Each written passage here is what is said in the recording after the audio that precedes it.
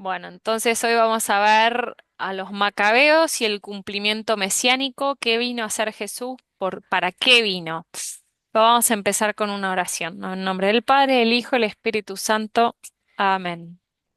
Oh Dios omnipotente, Creador, Padre nuestro, somos tus hijos que te buscamos. Ten piedad de nosotros y mándanos tu Santo Espíritu. Todos, ven Espíritu Santo, ilumina mi corazón para ver las cosas que son de Dios.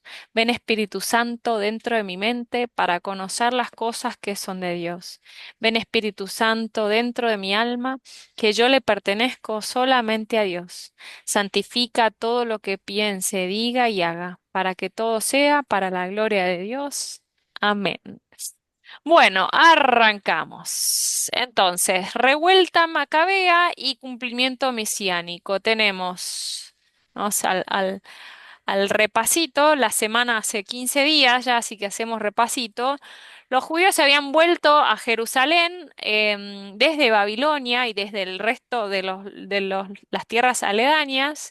Reconstruyen el templo, la muralla de la ciudad, enseñan a todos la ley de Dios, se acuerdan Esdras y Nehemías, y vuelven a festejar las fiestas que Dios había instituido.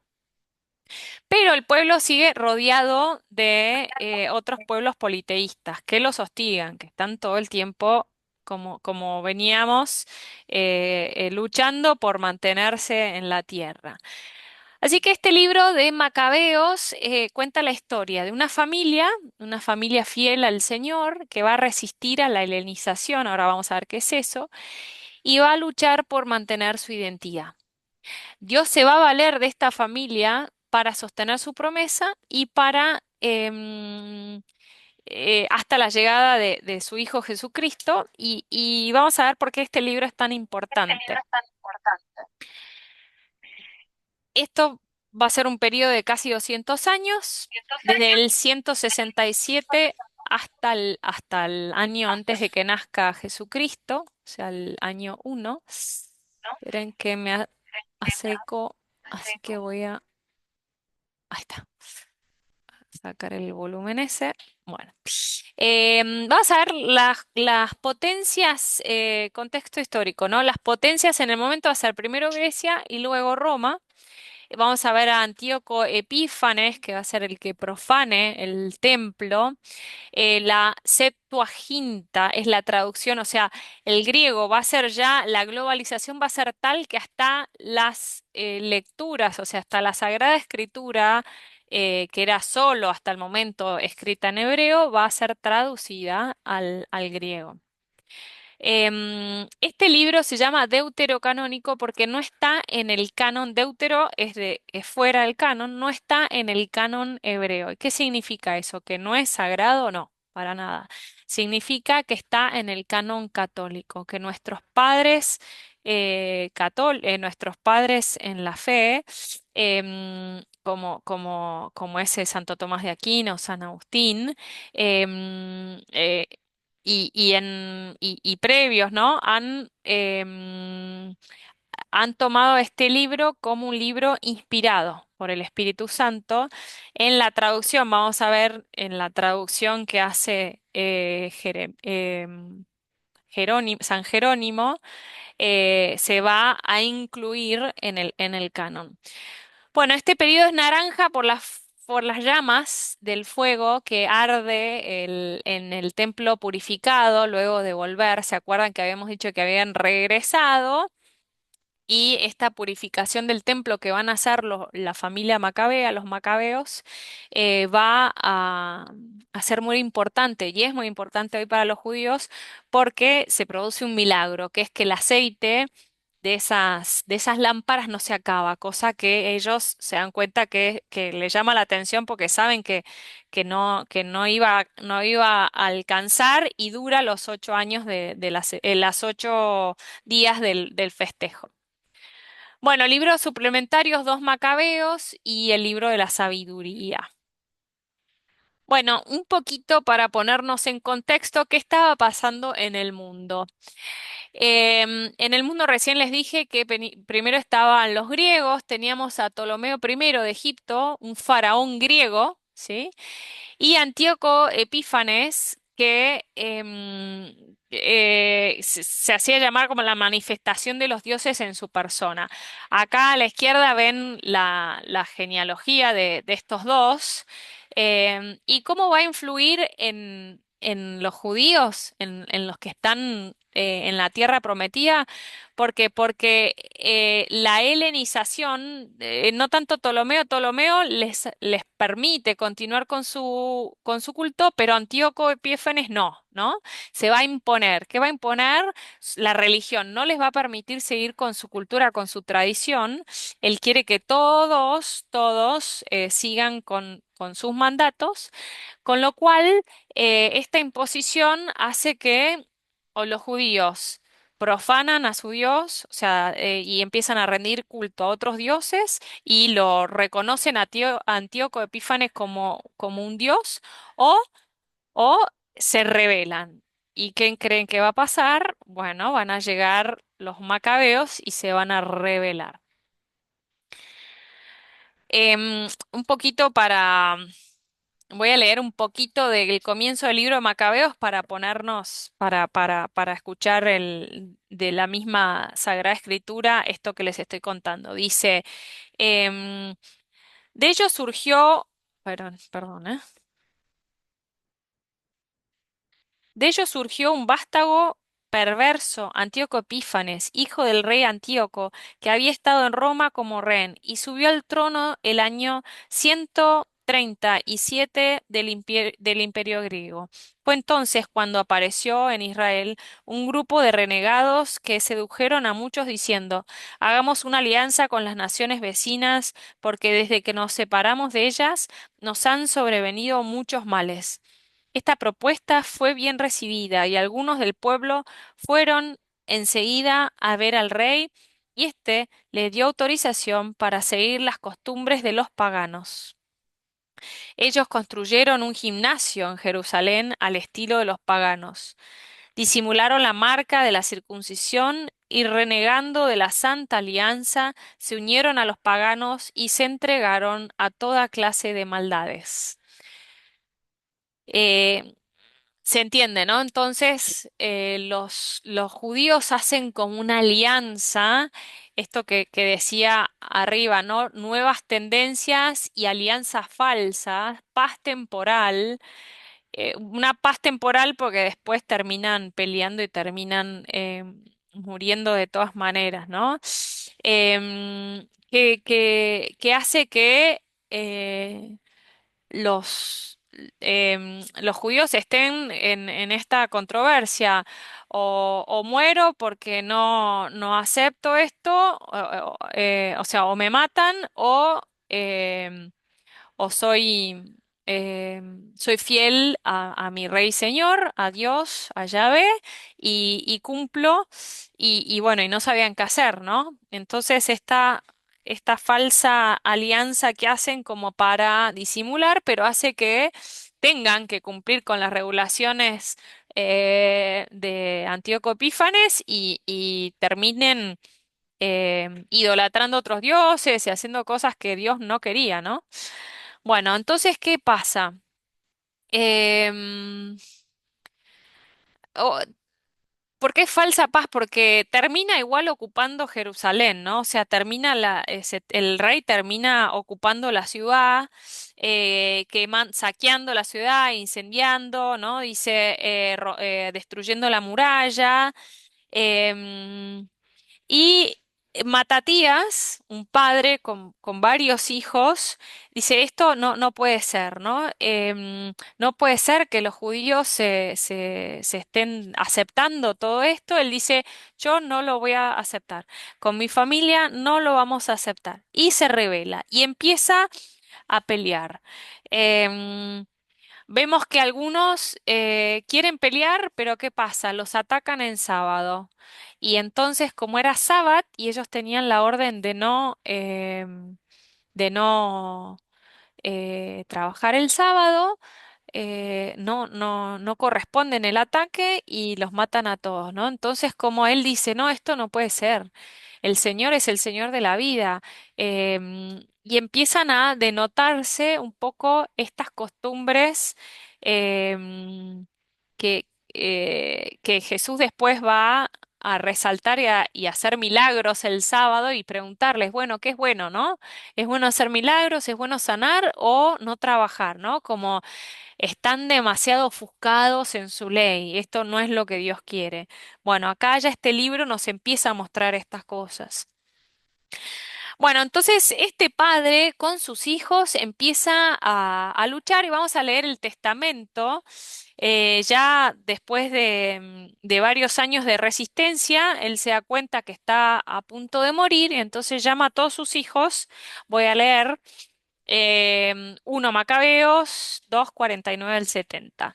Cuando la vida de Matatías llegaba a su fin, éste dijo a sus hijos: Ahora reina la insolencia y el ultraje, es tiempo de perturbación y de furor desencadenado.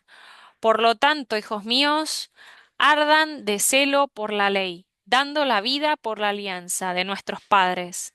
Recuerden las obras que realizaron nuestros padres en su tiempo.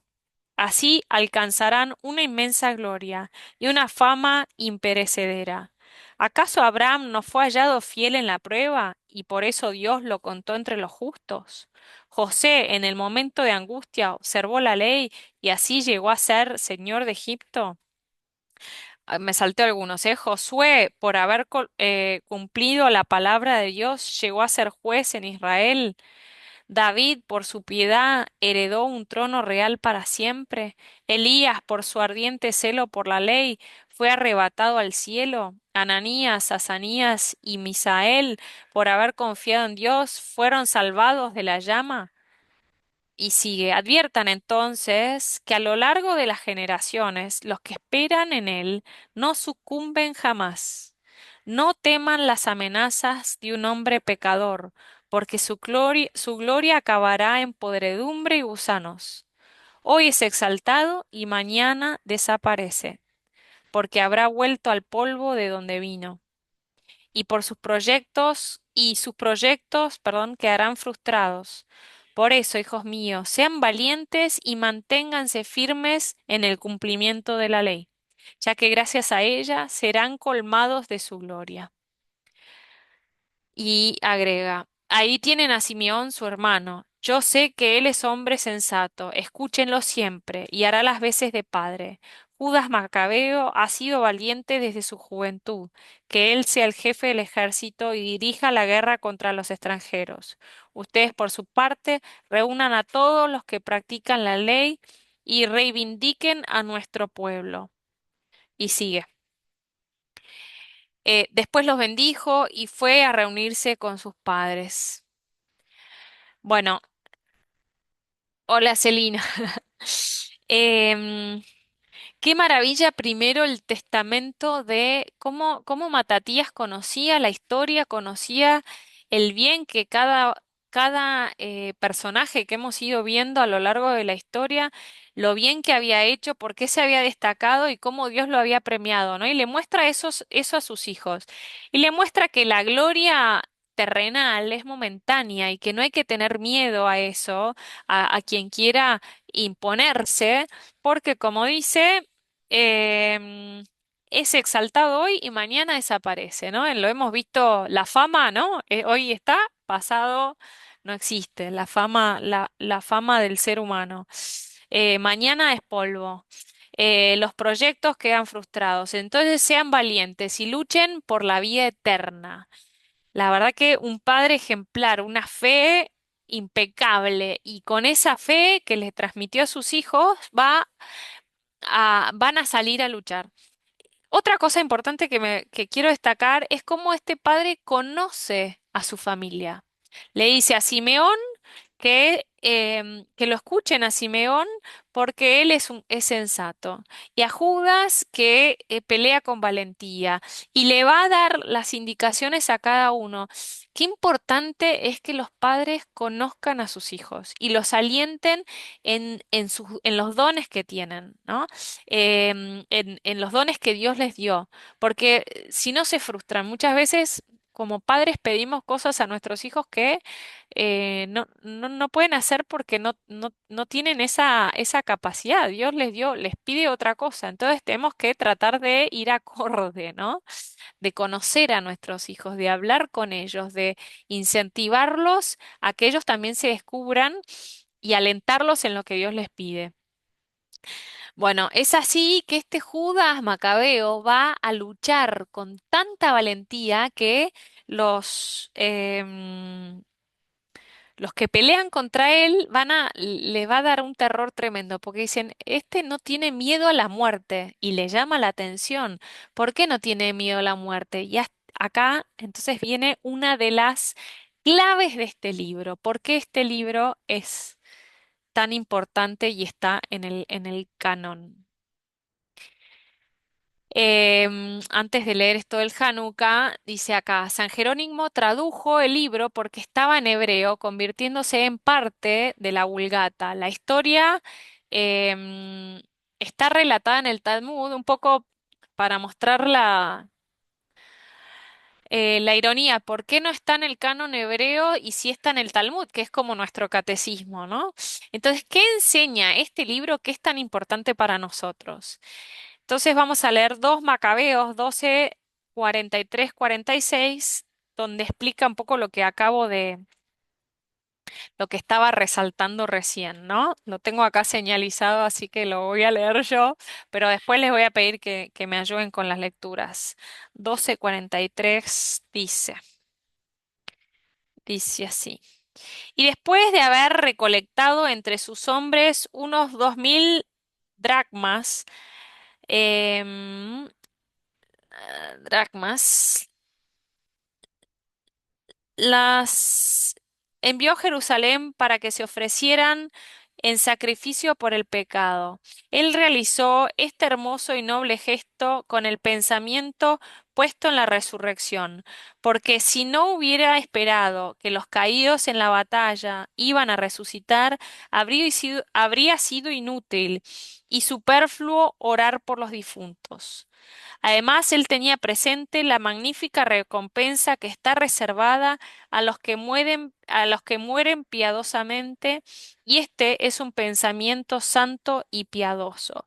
O sea, Macabeos es un libro muy importante para nosotros porque plantea la resurrección de los muertos literalmente. O sea, muestra em, eh, sí, literalmente la creencia en la vida después de la muerte, que sabemos que esto era un punto de una disyuntiva para los judíos, porque cuando llega Jesús tenemos a los fariseos y a los saduceos que estaban divididos justamente por esto. Unos creían en la resurrección de los muertos y otros no. Entonces nosotros sí, y veamos cómo esto nos ayuda a prepararnos para lo que después nos va a decir Jesús. Por eso, recordemos, estamos a pocos años del nacimiento del Salvador, ¿no? Entonces, el contexto es importante. Y por eso este libro para los católicos es tan importante. Así que si alguna vez le preguntan por qué está el libro de Macabeos en el canon, ya saben, ¿sí? Ya tienen la respuesta. Bueno, 1 Macabeos 4, o sea, volvemos al libro de Macabeos y vamos a ver qué pasa. 4:36-59, la purificación del templo. Dice, Judas y sus hermanos dijeron, nuestros enemigos han sido aplastados, subamos a purificar el santuario y a celebrar su dedicación. Entonces se reunió todo el ejército y subieron al monte Sión. Cuando vieron el santuario desolado, el altar profanado, las puertas completamente quemadas, las malezas crecidas, em, y destruidas, rasgaron sus vestiduras haciendo duelo, se cubrieron la cabeza de cenizas y cayeron con el rostro en tierra. Luego, a una señal dada por las trompetas, alzaron sus gritos al cielo. Judas ordenó a unos hombres que combatieran a los que estaban en la ciudad, en la ciudadela, hasta terminar la purificación del santuario. Después eligió sacerdotes irreprochables, fieles a la ley, que purificaran el santuario y llevaran las piedras conmemorativas a un lugar impuro. Luego deliberaron sobre qué debía hacerse con el altar de los holocaustos que había sido profanado. Tuvieron la feliz idea de demolerlo para que no fuera motivo de oprobio, ya que los paganos lo habían contaminado, así es que lo demolieron. Em, También repararon el santuario y el interior del templo, consagrando los atrios. Hicieron nuevos objetos sagrados y colocaron dentro del templo el candelabro, el altar de los perfumes y la mesa. Quemaron incienso sobre el altar y encendieron las lámparas del candelabro que comenzaron a brillar en el templo. Además pusieron los panes sobre la mesa, colgando las cortinas y concluyeron la obra que habían emprendido. Bueno, qué importante, ¿no? Los macabeos vencen y van a dar gracias y quieren hacer un sacrificio para agradecer al Señor, pero ven que el templo está profanado. Entonces, ¿qué hacen? Se van y dicen, no, no. Toman, toman cartas en el asunto, van y reparan todo, agarran, reparan el altar, bueno, hacen un altar nuevo, vuelven a poner todo como estaba y recién ahí hacen el sacrificio. Y qué importante esto para nosotros, ¿no? Cuando nos damos cuenta que nos equivocamos, que nos alojamos del Señor, luchamos y logramos volver a la gracia, al estado de gracia. Bueno, qué importante es agradecer, qué importante es volver a reconstruir. ¿Se acuerdan que lo habíamos visto la semana pasada? Esto de, bueno, ¿cómo vuelvo a estar en gracia con el Señor? ¿Cómo vuelvo a mi tierra prometida? Bueno, lo mismo, fíjense de nuevo, nos muestran, tenemos que reconstruir y ¿qué significa reconstruir en nuestra vida? Es volver a buscar los buenos hábitos que nos acercan al Señor, que nos mantienen, el rezo del rosario, las jaculatorias, la misa, ¿no?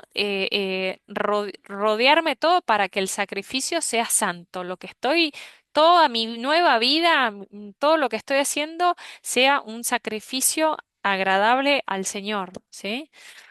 Bueno, y entonces ¿no? Se produce el milagro de la fiesta de las luces. Esas luces, esas llamas quedan encendidas y el aceite no se apaga. Entonces, cuando yo hago lo que el Señor espera, Él me va a ayudar para que esa luz brille. Y esa luz que brilla y hasta el día de hoy se celebra, fue símbolo de esperanza para todos los judíos, ¿no? Para todos los judíos que estaban desanimados porque se había de nuevo profanado el templo, ¿no? Era como muy, muy cansador. Bueno, entonces decíamos que estamos a pocos años del nacimiento de Jesús. Entonces, entendamos un poquito el contexto. ¿Cómo era el mundo a poco de nacer Jesús? Esta transición al cumplimiento mesiánico. Bueno, las familias que permanecían fieles, ¿no? Reconocían que Dios era el único Señor. Entonces, los macabeos que hacen, reavivan la fe y les muestran, fíjense, ¿no? Como el testamento que acabamos de ver, ¿no? Fíjense a lo largo de la historia cómo el Señor siempre es fiel con todos aquellos que responden a su llamado, que también le son fieles y cómo Él cumple sus promesas, ¿no? Entonces, seamos fieles nosotros también. Se da cuenta que Dios salva, cada vez que lo invocan, el Señor los salva. Y este punto es importante porque ¿qué va a pasar? ¿Se acuerdan que habíamos visto con los jueces el ciclo sextupló, ¿no? Que cada vez que el pueblo caía en tentación, en pecado, ¿no? Silencio, pecado, volvían a clamar al Señor y el Señor suscitaba un juez, suscitaba un salvador.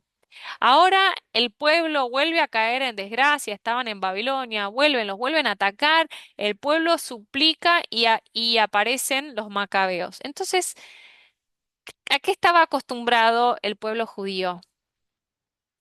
A luchadores que venían a salvarlos de los invasores. Entonces, no es de extrañar que esperaran que Jesús trayera una salvación semejante, o sea, que Jesús trayera una lanza en su mano, que hiciera lo mismo que venían viendo eh, anteriormente, ¿no? ¿Se entiende? Por eso, por eso, pobre Jesús, qué frustración, qué frustrante, ¿no? Pero cuando está llegando a Jerusalén, Él les dice, voy a ser entregado, me van a matar, ¿no? Está subiendo a Jerusalén con sus discípulos. Última cena y le dicen, uno de sus discípulos le dice, ¿es ahora el momento? Como diciendo, agarramos las armas, ¿es ahora? ¿No? No, no entendiste nada, no entendemos nada a veces, no entendemos nada. Pobre Jesús, qué frustrante. Que esperaban Y algo como los Macabeos, como Judas claro, Macabeo. claro, claro, claro, esperaban levantarse en armas. Sí, exactamente. Sí. Pero, ¿por qué es importante entender esto? Porque entendemos a los judíos, pongámonos en su lugar. Si ellos siempre que rezaban, recibían, Dios suscitaba un Salvador que se levantaban armas y los salvaba de la invasión, y bueno, ¿y por qué iban a esperar algo distinto? ¿No? ¿Por qué? Porque las profecías anunciaban a Jesús. Pero bueno, a veces es difícil entender la profecía. Ahora vamos a ver eso. Entonces, contexto, ¿qué pasaba alrededor del pueblo judío? Que el hombre seguía buscando el dominio y el sometimiento cada vez más. O sea, cada vez más se buscaba la globalización. Acabamos de ver, ¿no? Bueno, Julio César, Marco Antonio, Octavio, César Augusto, ¿no? César Augusto, que es justo el que viene antes, el que gobernaba antes de Jesús. ¿Qué significa César Augusto? La buena noticia, el que trae la buena noticia. O sea que había una persona en el poder que decía, yo traigo la buena noticia. ¿Y cuál era la buena noticia? La globalización. Yo traigo la salvación. Y esta es la buena noticia, ¿no? En paralelo tenemos a Jesús, que va a ser el Salvador, que trae la nueva noticia, el nuevo evangelio, ¿no? El evangelio que va a ser la salvación, pero ¿de qué? No de las invasiones, sino la salvación en el plano espiritual, ¿no? Entonces nos damos cuenta que Jesús está en un plano espiritual que el resto no llega a ver y no comprende. Bueno, entramos, ese fue el último libro literario del Antiguo Testamento. Entonces, ¿qué podemos ver con todos estos libros que vimos? Génesis, Profetas, Salmos, todo anuncia a Jesucristo. Toda la Biblia estaba centrada en Cristo. El Antiguo Testamento anuncia y el Nuevo Testamento da cumplimiento a todos esos anuncios. En el Antiguo Testamento Jesús da cumplimiento a todo. Entonces, el Antiguo es un anticipo del Nuevo Testamento. Vamos a ver un poquito. Perdón, Nico, ¿me bajas un poco el volumen, por favor? Perdón. Entonces, vamos a ver quién fue Jesús. Como hombre, sabemos que Jesús fue perfecto hombre y perfecto Dios. Dos naturalezas en una sola persona. Se llama unión hipostática.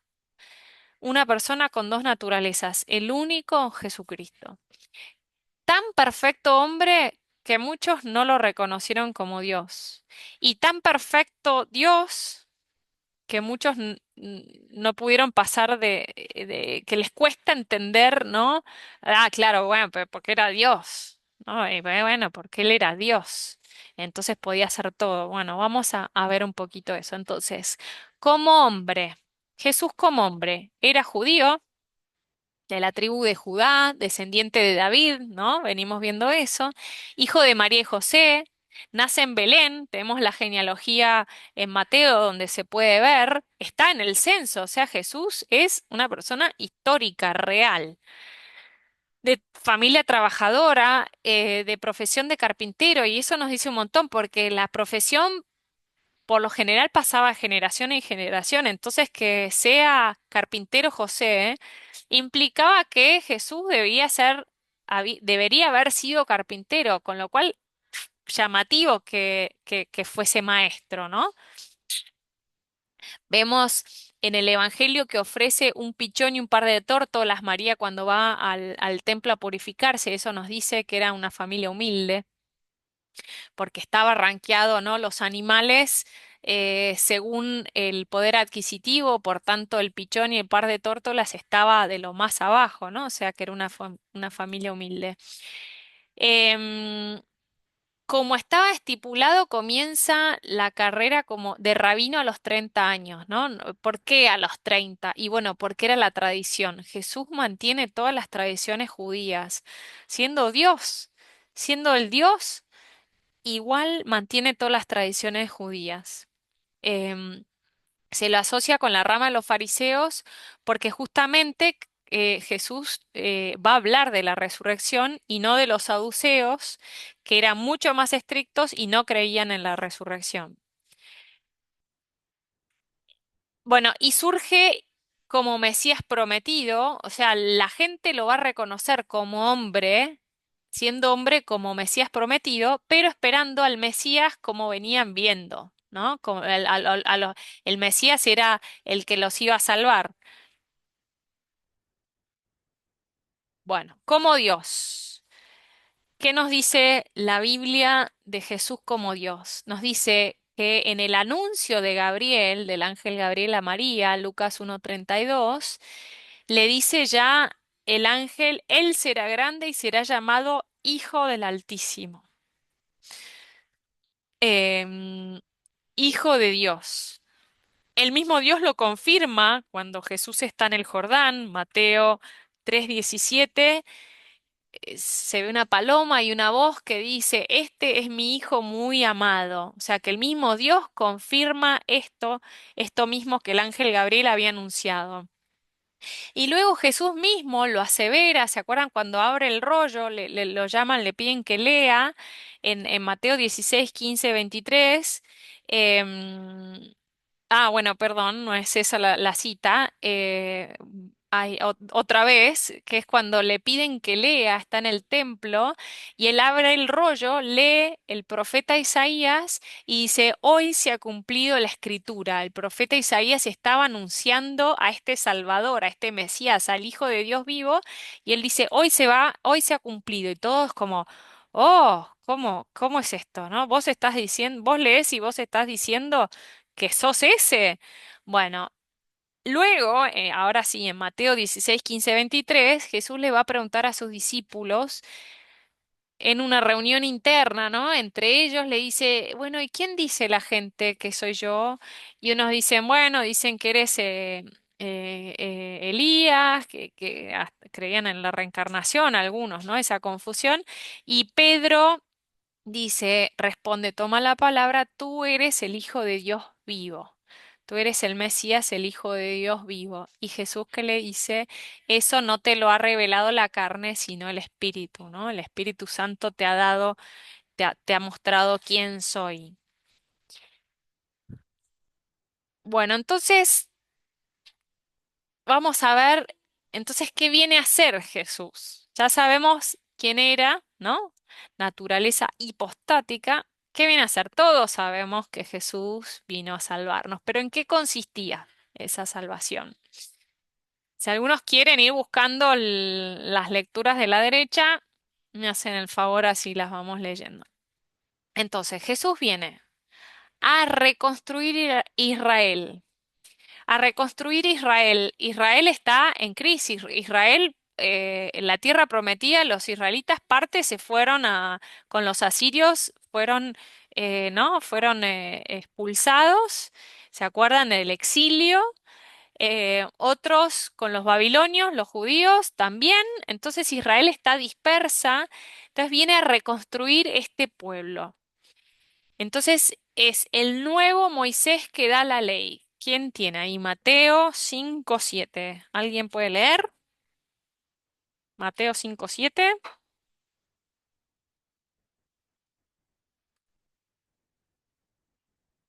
¿Les gano? Bueno, voy yo. Vayan a la siguiente mientras. Mateo 5:7. Dice, bienaventuranzas. Al ver a la multitud, Jesús subió a la montaña, se sentó y sus discípulos se acercaron a él. Entonces tomó la palabra y comenzó a enseñarles diciendo, felices los que tienen alma de pobres, porque a ellos les pertenece el reino de los cielos. Estoy leyendo un poco más que 5:7. Felices los pacientes, porque recibirán la tierra en herencia. Felices los que tienen hambre y sed de justicia, porque serán saciados. Felices, felices, felices. Si sigo leyendo un poquito más, dice Jesús, no piensen que vine a abolir la ley ni los profetas. Yo no he venido a abolir, sino a dar cumplimiento. Les aseguro que no desaparecerá ni una i ni una coma de la ley, antes que desaparezca el cielo y la tierra, hasta que todo se realice. El que no cumpla el más pequeño de estos mandamientos y enseñe a los otros a hacer lo mismo, será considerado el menor en el reino de los cielos. Entonces, ¿quién había dado la ley? ¿Quién les había dado la ley? Moisés. Entonces a Jesús se lo llama el nuevo Moisés, porque esa ley, que eran los 10 mandamientos, se habían transformado en 600, no me acuerdo cuántos eran las regulaciones que tenían, las cosas que tenían que cumplir, pero eran una cantidad tremenda. Tanto que Jesús le dice a los fariseos, ustedes ponen un yugo demasiado pesado que ni siquiera ustedes pueden cargar, ¿no? O sea, le hacen a la gente cargar algo que es insoportable, un peso insoportable. ¿Por qué? Porque no puedes hacer esto, no puedes. ¿Quién puede cumplir eso? ¿Quién puede cumplir tanta cosa, no? Entonces, Jesús no le sac- no le, no deshace la ley, sino que la reconstruye. Le dice, bueno, felices, sean felices. En vez de no, lo da vuelta y le dice, felices los que sean pobres, los que sean los que trabajen por la paz, los que sean perseguidos, felices los que sufran injusticias, los que tengan hambre, ¿no? Todos ustedes, a todos ustedes les pertenece el cielo. En vez de, no, el que cumpla con la ley, les pertenece el reino de los cielos, ¿no? Saca ese peso. Bueno, Jesús viene a redimir. ¿Cómo? ¿Quién tiene redime Jesús? Juan, perdón, Eh, 1:29. lo tengo. Sí. Dale, Al día siguiente, Juan vio acercarse a Jesús y dijo, este es el Cordero de Dios que quita el pecado del mundo. gracias. ¿Se acuerdan quién había hablado del Cordero? 3:16. ¿Quién, a dónde habíamos visto la palabra Cordero en el Antiguo Testamento? No, no ¿Se recuerdo. acuerdan? Sí, se Me acuerdan. acuerdo que lo nombraste, me acuerdo que lo dijiste, pero no me acuerdo cuándo. El Cordero de Dios. ¿Se acuerdan cuando Abraham va a sacrificar a su hijo? Y su hijo le dice, papá, tenemos la leña, tenemos el fuego, ¿y dónde está el cordero? Y Abraham le dice, Dios proveerá el cordero, pero Sí. pensando que lo iba a sacrificar a su hijo. Y cuando lo está por sacrificar, un ángel le para, lo agarra el brazo, lo para y le dice, has demostrado, ¿no? Has demostrado tu temor a Dios, tu fe. Y por eso, entonces por eso Dios lo premia. Dice, le dice esto, no le hagas nada al niño y ve un corderito por ahí y lo sacrifica. Dios proveerá el cordero. Después, esto fue con Abraham. Después, cuando el pueblo está en Egipto, ¿se acuerdan con qué tenían que pintar?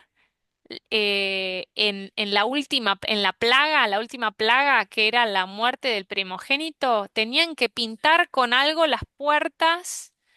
¿Con qué era? ¿Se Con sangre de acuerdan? cordero. Con la sangre del cordero. Bien, Eduardo, gracias. Con la sangre del cordero. La sangre del cordero los salvaba de la muerte, de la salvaba al primogénito de la muerte. En este caso, la muerte del pecado. En ese caso era la muerte del primogénito por esta plaga, ¿no? Vamos un poco. Entonces, ¿cómo redime? porque habíamos visto con Abraham que en ese momento, cuando estudiamos las alianzas, vimos que la alianza, ¿en qué consistía? Dos partes se hacían una promesa y se comprometían a ser fieles a esa promesa. Esta alianza que generaba Gesed, un vínculo de familia, ¿no? Generaba familia, generaba un vínculo. Entonces, Dios y Abraham hacen una alianza que genera familia. Tú eres mi pueblo, vos serás, ¿no? Vos serás fiel, tú serás mi pueblo, ¿no? Yo seré tu Dios, perdón, yo seré tu Dios, tú serás mi pueblo. Entonces ahora se pertenecían uno al otro. Pero ¿qué pasa? Abraham muere y las generaciones siguientes rompen la alianza con Dios. Y cuando se rompía la alianza, alguien tenía que morir, porque alguna de las dos partes había sido infiel. Así estaba, ese es el código de la alianza. Entonces, había que matar a un cordero, había que sacrificar un cordero en símbolo de esta ruptura.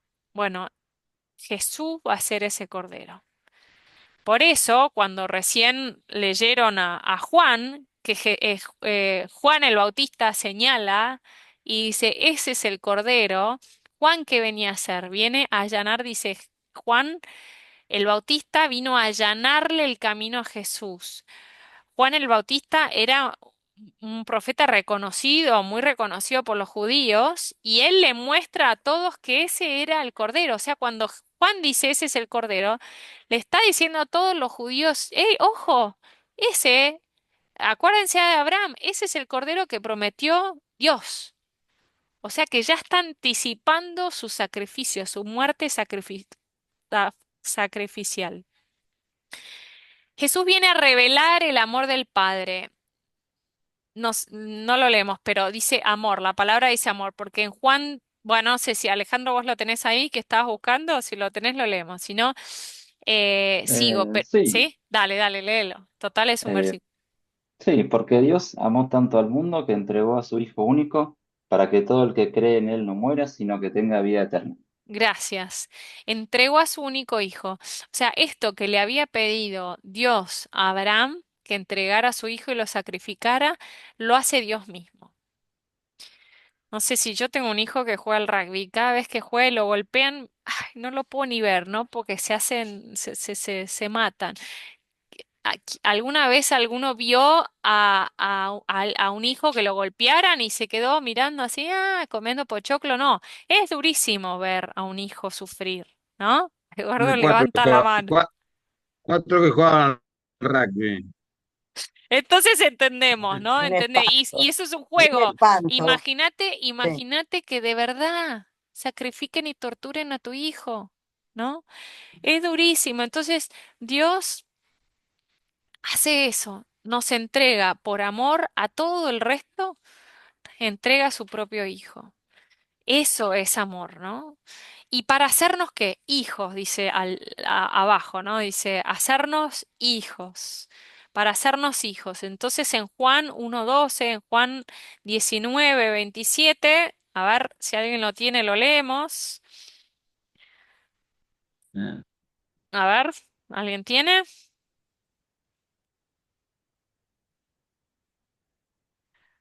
Juan, Ahí está, espera. Acá ¿sí? está empieza 19. 19, 19:26. 27. Sí. Bueno, yo leo Juan 1:12, dice, pero a todos los que recibieron, a todos los que la recibieron, a los que crean en su nombre, les dio el poder de llegar a ser hijos de Dios. Dice, la palabra era la luz verdadera, al que venía a este mundo, a iluminar a todos los hombres. Ella estaba en el mundo y el mundo fue hecho por medio de ella. Y el mundo no la conoció, y vino a los suyos, y los suyos no la recibieron. ¿Quién es la palabra? Jesús, el logos, ¿no? Que la traducción de la palabra logos es como verbo, palabra, no hay una única palabra, pero indica movimiento, acción. Eso es Jesús, ¿no? El verbo encarnado. O sea que Juan en el Evangelio nos está diciendo Jesús estaba desde el comienzo de la creación. Nos muestra cómo cuando leímos el Génesis decía hagamos, era porque Jesús estaba presente, ¿no? Nos lo está confirmando acá. Y dice, y el que la reciba, el que reciba a Jesucristo, el que reciba su palabra, el que crea en su nombre, ese va a llegar a ser hijo de Dios.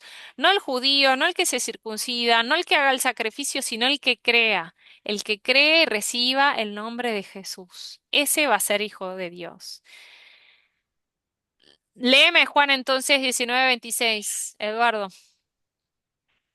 Al ver a la madre y cerca de ella al discípulo a quien él amaba, Jesús le dijo, Mujer, aquí tienes a tu hijo. Luego dijo al discípulo, Aquí tienes a tu madre, y desde aquella hora el discípulo la recibió en su casa. O sea que no solo nos viene Jesús a revelar que el Señor de los ejércitos, Yahvé, el que tenían ellos como castigador, era Abba, un padre amoroso, bondadoso, que estaba constantemente buscando a sus hijos, sino que también nos da una madre. Maravilloso, ¿no?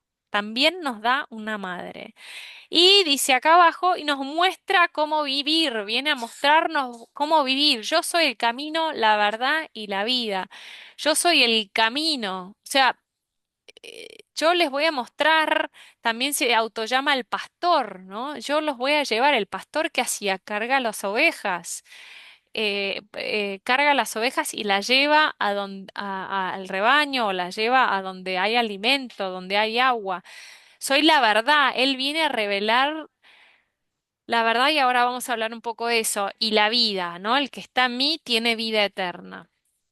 Y a establecer la iglesia. ¿Y por qué también es importante eso? Porque Jesús nos muestra que Él vino a salvarnos, pero el Espíritu Santo es el que va a movilizar, y qué importante, nombra a Pedro piedra como el Al-Jabayit, o sea, el dador de gracia. ¿Se acuerdan que José en Egipto había sido nombrado Al-Jabayit, el administrador de todos los bienes de Egipto?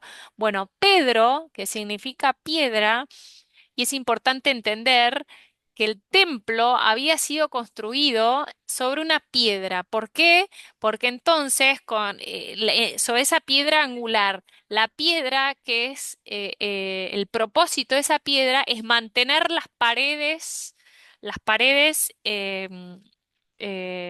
sin que se caigan. Por tanto, el Papa es el encargado de mantener la iglesia unida, de que toda la iglesia esté dentro, en la casa de Dios. Ese es el encargo del Papa. Así que más vale que recemos más por el Papa. Bueno, y ahora quiero mostrarles esto, ¿no? Lo de cómo es que Jesús hace para reconstruir Israel, redimir y revelar, cómo hace estas cosas. Y en concreto, dijimos antes que todo el Antiguo Testamento es el anticipo. Entonces vamos a ir, sí. Tenemos tiempo. Vamos a ir punto por punto de todos los libros que fuimos viendo y les voy a mostrar un ejemplo, uno solo, de cómo Jesús revivió y redimió la historia de Israel. ¿Sí? Dios recapitula y vive la historia en Cristo, en su propia vida. Bueno, vamos entonces. Mundo primitivo. Estamos en el Génesis. Era el libro del Génesis. Entonces, les voy a dejar todos los versículos acá para que ustedes puedan, si quieren, y se los recomiendo que lo hagan, volver y releer y hacer esta comparación de antiguo y nuevo, ¿no? Para verlo con sus propios ojos. Si pueden, algunos vayan buscando Lucas 22, 39, 46. Pero entonces tenemos en el Génesis 3:6 Adán que está en el jardín del Edén con la manzana y desobedece al Señor que le había dado el mandato: de este árbol no has de comer. Lucas 22, 39, 46 tenemos a Jesús en Getsemaní. ¿Alguien lo tiene o lo cuento? Así vamos avanzando y si no, vamos buscando los patriarcas. Jesús en el Evangelio de Lucas nos muestra cómo está en el jardín del Edén, en el jardín de Getsemaní, o sea, Adán, el Adán del Génesis, en el jardín del Edén. Y Jesús en el jardín de Getsemaní, uno desobedece y el otro obedece. ¿Qué es lo que dice Jesús? En Lucas 22, 39, 46, Jesús dice que no se haga mi voluntad.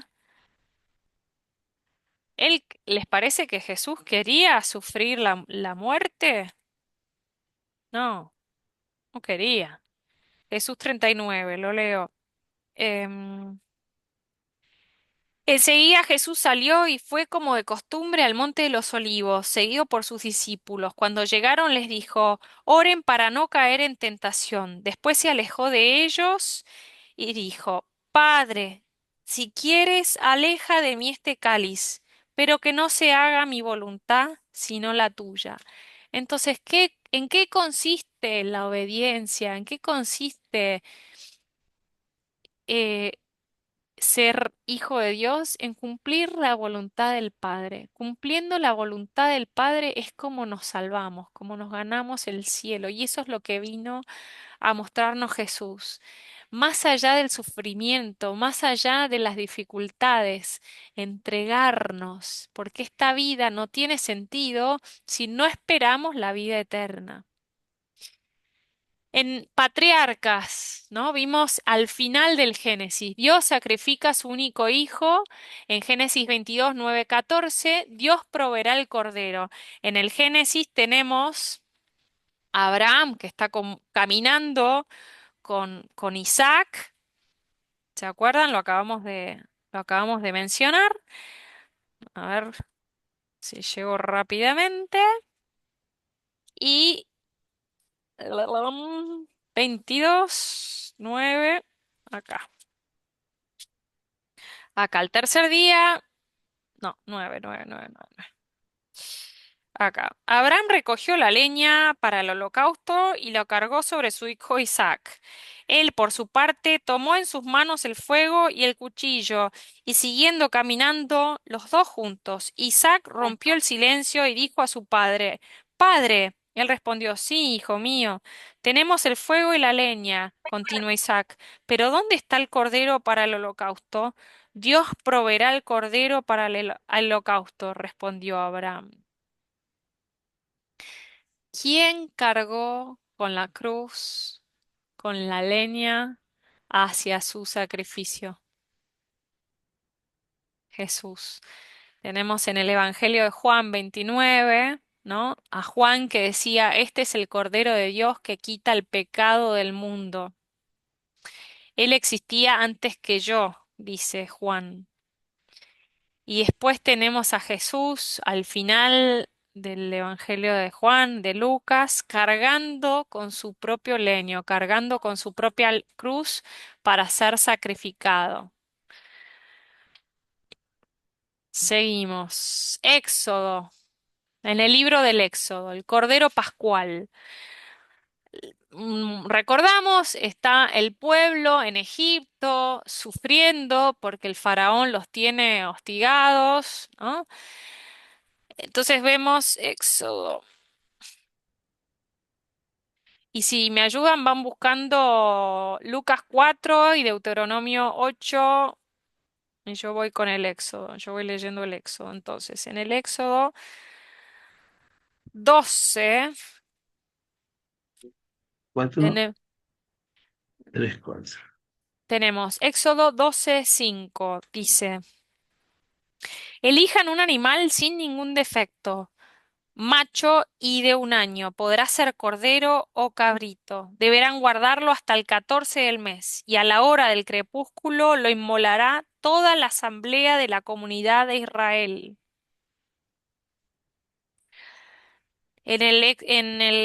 En 46 dice, Más. en 46 dice, no saques fuera de la casa ningún pedazo de carne y no quiebres los huesos de la víctima. víctima del Cordero. Y en Juan 19, 31, 36, en el Evangelio de Juan, tenemos a Juan algo muy llamativo, ¿no? O sea, tenemos a Jesús en la cruz, tenemos a Jesús en la cruz, que dice, era el día de la preparación de la Pascua. Los judíos pidieron a Pilato que hiciera quebrar las piernas de los crucificados y mandara retirar sus cuerpos, para que no quedaran en la cruz durante el sábado, porque era ese el sábado muy solemne. Los soldados fueron y quebraron las piernas a los dos que habían sido crucificados con Jesús. Cuando llegaron a él, al ver que ya estaba muerto, no le quebraron las piernas, sino que uno de los soldados lo atravesó el costado con la lanza, y enseguida brotó sangre y agua. El que vio esto lo atestigua, su testimonio es verdadero, el que el que sabe que dice la verdad, para que también ustedes crean. Esto sucedió para que se cumpliera la escritura que dice, no le quebrarán ninguno de sus huesos. O sea que Jesús toma el lugar del Cordero y hasta ese detalle se cumple. ¿Se dan cuenta? Hasta el mínimo detalle cumple. Es el Cordero que ni siquiera le quiebran los huesos. El Cordero que salva. Como decíamos antes, lo salva de la esclavitud, lo salvó de la esclavitud en ese momento, la sangre del cordero. En Juan vemos que Jesús muere y con su sangre nos va a salvar. ¿Y qué es lo que comulgamos, no? ¿Qué es lo que recibimos en la misa? La sangre del cordero. ¿Qué pasa con el pueblo deambulando por el desierto? El pueblo sale de Egipto, pasa por el Mar Rojo, es liberado de la esclavitud de Egipto, pero es tentado 3 veces. Y en las 3 veces va a caer. Y entonces vamos a ver cómo Jesús, cuando comienza su vida pública, va al río Jordán, ¿no? Ahora lo vamos a ver en un minuto, pero él va al río Jordán, comienza su vida pública, inmediatamente va al desierto y es tentado 3 veces. En estas 3 veces Jesús nos va a enseñar cómo vencer las tentaciones. Vamos a leer. Primer tentación, la tentación de la carne. En Éxodo 16, 1, 19 vemos cómo Israel estaban en el desierto, tiene hambre y le exige a Dios y se revela y dice, nos has sacado de Egipto para matarnos de hambre, ¿no? Le dice a Dios, ¿para qué nos sacaste, no? Se lamenta y quieren volver a Egipto por el hambre, por una de las necesidades del hombre más básicas, ¿no? El hambre. Vamos a ver entonces qué le pasa a Jesús. Lucas 4, 3, 4. ¿Alguien tiene? ¿A Lucas? El diablo le dijo entonces, si tú eres hijo de Dios, manda a esta piedra que se convierta en pan. Pero Jesús le respondió, dice la Escritura, el hombre no vive solamente de pan. Gracias. Entonces está Jesús en el desierto, es tentado por el diablo, por Satanás, y le dice lo mismo, ¿no? Si tenés hambre, convertí el pan, total vos sos Dios. Y Jesús le responde, esa respuesta que acabas de leer, Eduardo, es Deuteronomio 8:3. O sea, Jesús le responde con las mismas palabras que Moisés le había advertido al pueblo. 8:3. Les voy a leer. Deuteronomio 8:3 dice lo siguiente. Allí Él te afligió y te puso a prueba para conocer el fondo de tu corazón y ver si eres capaz o no de guardar sus mandamientos. Se está refiriendo al pueblo y se está y vemos cómo Jesús revive esa tentación, ¿no? Y la supera, echando al demonio, ¿no? Lucas 4, o sea, seguimos. Que la segunda tentación. ¿Lo tenés ahí, Eduardo? ¿Seguís? Entonces, luego el demonio. Ay, estás en silencio. Tenés que prender el micrófono.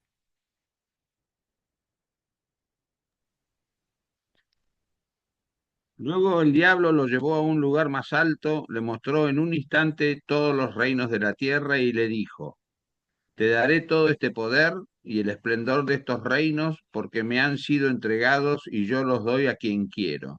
Si tú te postras delante de mí, todo eso te pertenecerá. Pero Jesús le respondió, está escrito, adorarás al Señor tu Dios y a Él solo rendirás culto.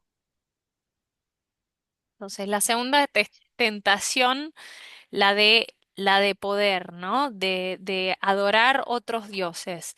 ¿Qué pasa? Vamos a leer cómo había caído el pueblo. Vamos a leer en el Éxodo qué pasa en Masá.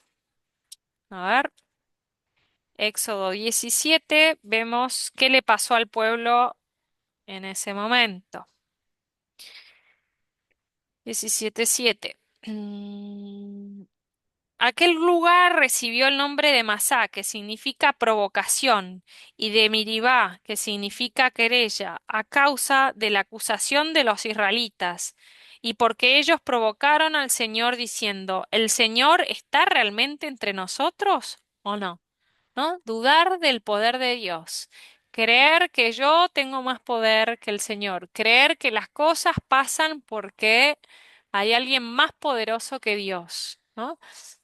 Eh, y el Señor nos muestra, Jesucristo nos muestra diciéndonos lo que decía, o sea, con las mismas palabras de Moisés que dice en Deuteronomio 6:16, que se los voy a leer. 6:16, sí, 6:16, perdón. Dice, no provoquen al Señor, la exhortación a la fidelidad, les dice Moisés. No vayan detrás de otros dioses, porque el Señor tu Dios está en medio de ti. Es un Dios celoso y su enojo se enciende contra ti. No provoquen al Señor su Dios como lo hicieron en Masá, cuando dudaron, ¿no? Del poder de Dios. Y Jesús vuelve a eso, ¿no? No provoquen, ustedes sean fieles, no alaben otros dioses, sean fieles a la alianza que hicieron con su Dios y Señor. Tercer tentación, la de la fe. Esta es bastante dura. Vemos cómo entonces se entiende lo importante de esto, cómo Jesús nos enseña hasta vencer las tentaciones. Primero, dice, la primera tentación que van a tener es la de la carne, la de la debilidad humana, ¿no? Después la del poder y la de la idolatría. Y ahora vamos a leer la tercera tentación, Lucas 4:9-13. Dale, Eduardo. Después el diablo lo condujo a Jerusalén, lo puso en la parte más alta del templo y le dijo, si tú eres hijo de Dios, tírate de aquí abajo, porque está escrito, Él dará órdenes a sus ángeles para que ellos te cuiden, y también ellos te llevarán en sus manos para que tu pie no tropiece con ninguna piedra. Pero Jesús le respondió, está escrito, no tentarás al Señor tu Dios. Impresionante. No negocies más, basta, no tentarás al Señor tu Dios. Vete, ¿no? Con ese poder, ¿no? Lo saca al Señor. ¿Y qué nos está mostrando Jesús? Em, es muy difícil. Se han leído vidas de santos. Muchos santos nos han mostrado el desierto espiritual, las tentaciones de la fe, ¿no? Muchos las han tenido. Entonces, la tercera tentación y la más difícil es cuando Satanás, cuando el mal, cuando el diablo te tienta con la misma palabra, o sea, con, te tienta con tu propia fe. Es muy difícil, ¿no? ¿Y qué nos dice el Señor? Que en esos casos volvé a la palabra.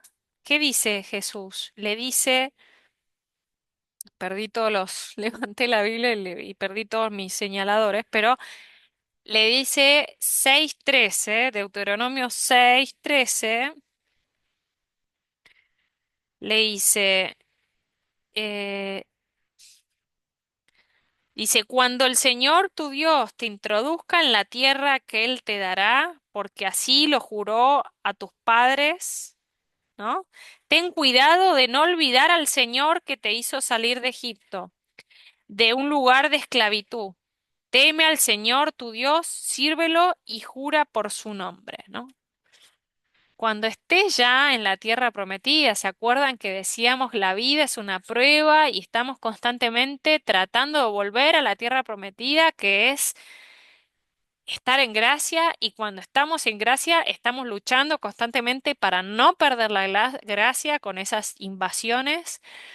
Bueno, cuando estés ahí, no te olvides de quién te llevó hasta ahí. ¿Quién te condujo? El Señor. No te olvides de eso. Entonces, no te olvides de tu fe, de tu alianza y esa tentación de fe, de creer que es alguien más, de creer, de dudar en el Señor, que te mantenga fiel a su palabra, ¿no? Te mantenga fiel a su palabra y a invocar al Señor y decir, no tentarás, ¿no? No me tentarás, no me tentarás, con esa firmeza que lo hizo el Señor. Qué maravilla. La verdad que cuando Jesús dice, yo soy el camino, la verdad y la vida, nos está mostrando, miren, hasta cómo vencer las tentaciones. Su vida nos muestra todo, ¿no? Todo, todo, todo. Bueno, deambulando por el desierto, entonces, tiempo de prueba. Acá vimos recién, entonces, las tres tentaciones. Jesús nos enseña a vencer las tentaciones y a prepararnos. Nos pide que confiemos en su Padre. 1 Corintios 10:13. San Pablo, es muy importante lo que vamos a leer ahora. En 1 Corintios, San Pablo nos alienta, ¿no? En la tentación y nos dice lo siguiente. Dice, hasta ahora ustedes no tuvieron tentaciones que superen sus fuerzas humanas. Dios es fiel y Él no permitirá que sean tentados más allá de su fuerza. Al contrario, en el momento de la tentación les dará el medio de librarse de ella y los ayudará a soportarla. O sea, siempre que nosotros, como acá en la tercera tentación, ¿no? Nos muestra Jesús, siempre que invoquemos al Señor, Él nos va a dar la fuerza para superar esa tentación.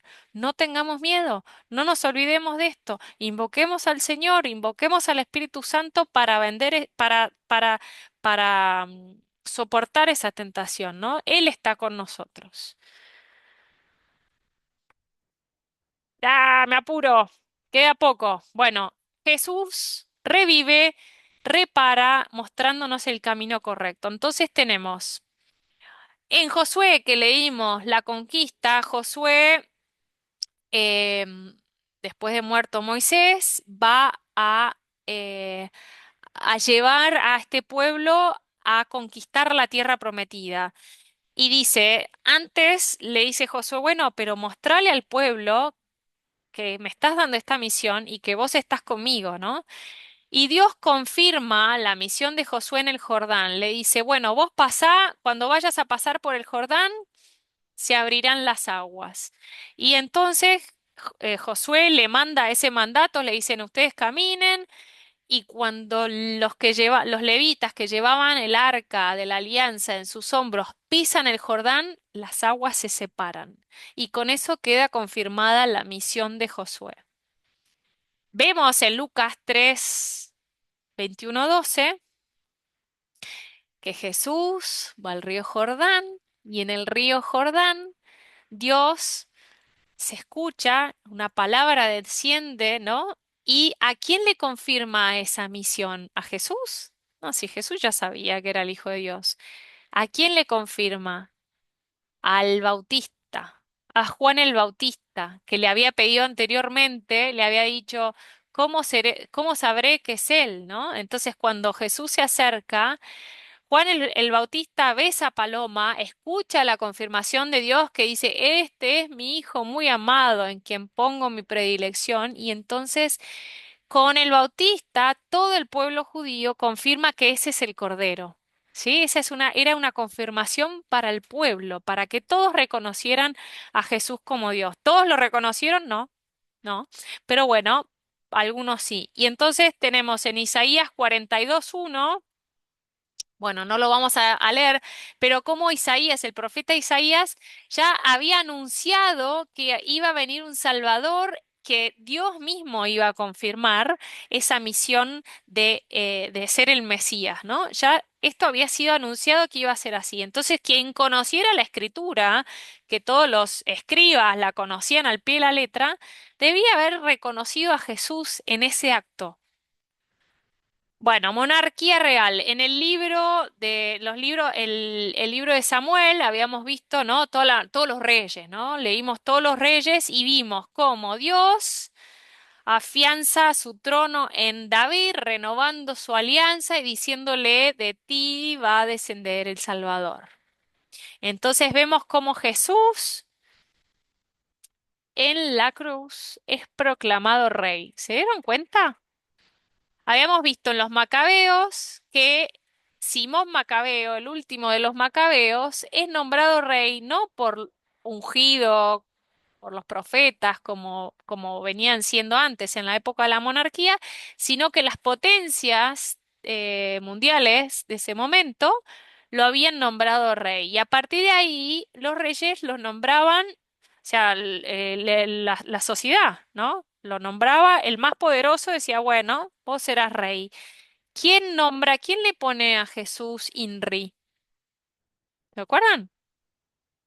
Fue Pilato, que de hecho le dijeron, este es el rey de los judíos, anotó, pero después los judíos se enojaron y le dijeron, no, no, ponele, este es el que dice ser el rey de los judíos, porque no lo es. Y dijo, bueno, pero lo escrito, escrito está. Lo Y escrito entonces que le está. quedó. O sea que Jesús es nombrado rey. ¿Se dan cuenta? O sea que Jesús no solo hereda el trono espiritualmente, sino hasta en vida es nombrado rey por las potencias por la potencia romana, ¿no? Por los romanos. Em, ¿Qué es lo que dice Isaías 9:7? Estamos con poco tiempo, entonces no sé si leer, pero bueno, si alguna vez tienen tiempo de leer algún profeta, lean Isaías. Vale la pena. A ver si lo logro encontrar rápido. Isaías 9, acá. Isaías 9:7 dice.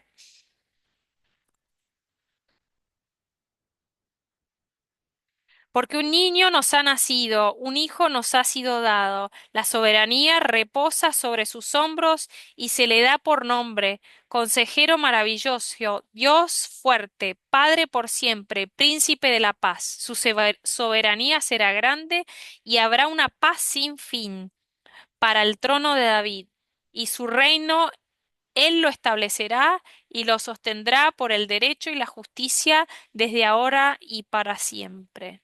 O sea, un niño que va a ser rey, un niño que nace de la pobreza y es anunciado rey por los romanos. En el reino dividido, ¿se acuerdan qué pasa? Se divide el rey norte-sur y el norte se queda sin acceso al templo. Israel pierde el acceso al templo. ¿Y qué dice Jesús? Vamos a leer un minuto la conversación que tiene. ¿Se acuerdan que yo les conté que Samaria era, cuando es invadida por los asirios, la estrategia de los asirios es que mete 5 ciudades aledañas, 5 de los pueblos y los pone en Samaria, que era la capital donde estaba todo el poder, para que no se le rebelaran? Por tanto, los samaritanos no eran judíos, no eran de sangre judía, no tenían nada que ver, pero como habían sido devorados por los leones y qué sé yo, ellos empiezan a alabar, piden que un sacerdote los instruya en la fe y en la alabanza a este Dios desconocido y empiezan a alabar a este Dios, ¿no? ¿Y qué pasa? En- mm, Dice, encuentro a Jesús con la samaritana. Cuando Jesús avanza un poco, llega a una ciudad Samaria llamada Sicar, cerca de las tierras. Bueno, allí se encuentra en el pozo de Jacob. Jesús, fatigado de caminar, le dice a una mujer, dame de beber. sus discípulos habían ido a la ciudad a comprar alimentos. La samaritana les respondió, ¿cómo? ¿Tú que eres judío me pides de beber a mí, que soy samaritana? ¿Por qué? Porque los judíos no se hablaban con los samaritanos porque sabían que su origen eran todos invasores, todos pueblos que se suponía que Dios les había dicho, no, con estos no, ¿no? Con estos no se mezclen. Los judíos, en efecto, no se trataban con los samaritanos. Ahora entienden por qué. Entonces Jesús le responde, si conocieras el don de Dios y quién es el que te dice, dame de beber, tú misma se lo hubieras pedido y él te habría dado agua viva. Señor, le dijo ella, no tienes nada para sacar el agua y el pozo es profundo. ¿De dónde sacarás agua viva? Ella sigue sin entender nada. ¿Eres acaso más grande que nuestro padre Jacob, que nos ha dado el pozo? Jesús le respondió, el que beba de esta agua tendrá nuevamente sed, pero el que beba del agua que yo le daré nunca más volverá a tener sed. El agua que yo le daré se convertirá en él en manantial que brotará hasta la vida eterna.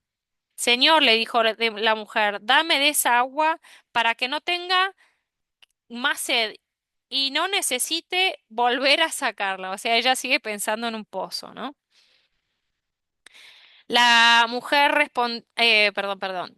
Em, Jesús le respondió, ve, llama a tu marido y vuelve aquí. La mujer le respondió, no tengo marido. Jesús continuó, tienes razón al decir que no tienes marido, porque has tenido 5 y el que ahora tienes no es tu marido. En eso has dicho la verdad. Y la mujer le dijo, Señor, veo que eres un profeta.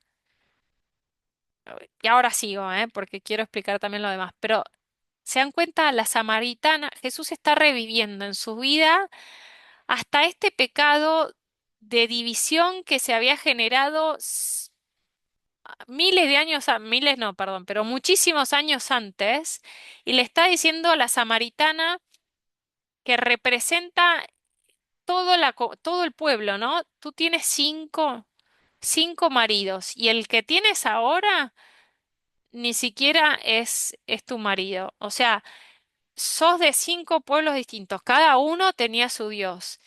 Y el Dios en donde estás, que es Tierra Santa, ni siquiera es tu Dios, porque nunca lo has reconocido verdaderamente, ¿no? ¿Y qué entonces, qué le responde la mujer? Señor, veo que eres un profeta. Nuestros padres adoraron en esta montaña y ustedes dicen que es en Jerusalén donde se debe adorar. Jesús le respondió, créeme, mujer. Perdón, claro, la samaritana dice, bueno, ya que es un profeta, le voy a preguntar que me diga la verdad, porque tantos años de mentira que esta mujer no sabía si era verdad que era el templo este nuevo que se había inventado. ¿Se acuerdan que Roboam había inventado esta nueva religión? ¿Se acuerdan que vimos en el reino dividido el cisma religioso? Había puesto un cabrito, cabrito de oro y habían dicho, bueno, ahora nuevas fiestas, nueva religión. Y ella le dice, bueno, ¿cuál es la religión verdadera? ¿La de los del norte o la de los del sur? Y Jesús, ¿qué le dice? Nuestros padres, no, créeme mujer, llega la hora en que ni en esa montaña ni en Jerusalén se adorará al Padre. Ustedes adoran lo que no conocen. Nosotros adoramos lo que conocemos, porque la salvación viene de los judíos, pero la hora se acerca y ha llegado en que los verdaderos adoradores adoran al Padre en espíritu y en verdad, porque esos son los adoradores que quiere el Padre. Dios es espíritu y los que lo adoran deben hacerlo en espíritu y en verdad. Entonces Jesús le dice, mira, y ya no importa. O sea, Jesús abraza, revive y redime el pecado de años y de generaciones en generaciones de alabar un Dios que ni siquiera existía. Y le dice, mira, no es ni acá ni allá, es en espíritu. Ahora yo soy templo vivo y vos cuando te bautices, si vos crees en mí y seas iglesia, vas a ser templo vivo y el Espíritu Santo va a habitar en vos, ¿no? Dios es espíritu, le revela, ¿no? No está ni acá ni allá. No te preocupes por eso. Importantísimo esto, entender esto. Ya terminamos, chicos. Dios prepara a sus hijos para recibir al Mesías verdadero.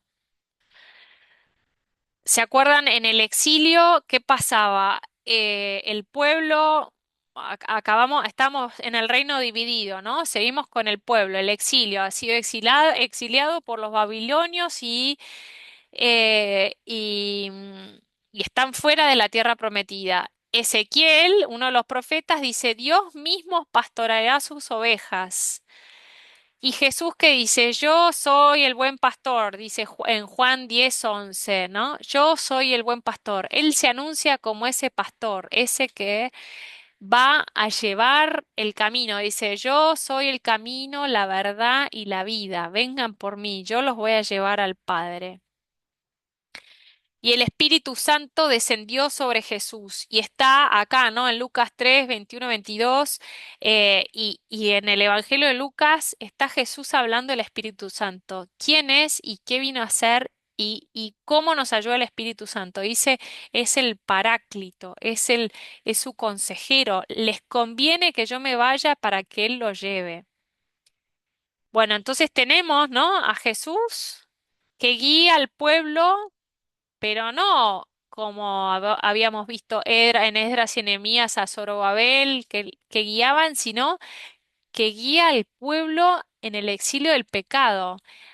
Guía al pueblo para de poder dejar el pecado y entrar al reino de Dios. Y en Macabeos, que acabamos de ver, ¿no? Veíamos a Judas Macabeo que guiaba la revuelta contra el enemigo, que era la helenización, ¿no? Vimos recién, y vemos a Jesús que guía esta revuelta contra Satanás, el verdadero enemigo, el enemigo del espíritu, aquel que eh, eh, nos puede complicar para entrar a la vida eterna. ¡Uf! Les quemé la cabeza, ¿no? Pero es impresionante. Entonces, a ver, si nos tenemos que quedar con algo de hoy, que fue un montón, ¿con qué nos quedamos? Que estudiamos el Antiguo Testamento para comprender por nosotros mismos lo que ha sido revelado desde el principio. O sea, para entender que todo el Antiguo Testamento es anticipo de lo que venía a ser Jesús y cómo Jesús en su vida cumplió cada una de esas promesas, cada una de esas profecías. Todo lo que había sido anunciado se cumple en su vida porque Él revive, abraza y así nos redime. Por eso, yo soy el camino, la verdad y la vida. Así que volvemos a la frase que dijimos en el día 1 del Génesis. Dios tiene un plan. Protoevangelio, Génesis 3:15. Dios tiene un plan y ese plan es salvarnos, porque somos sus hijos muy amados.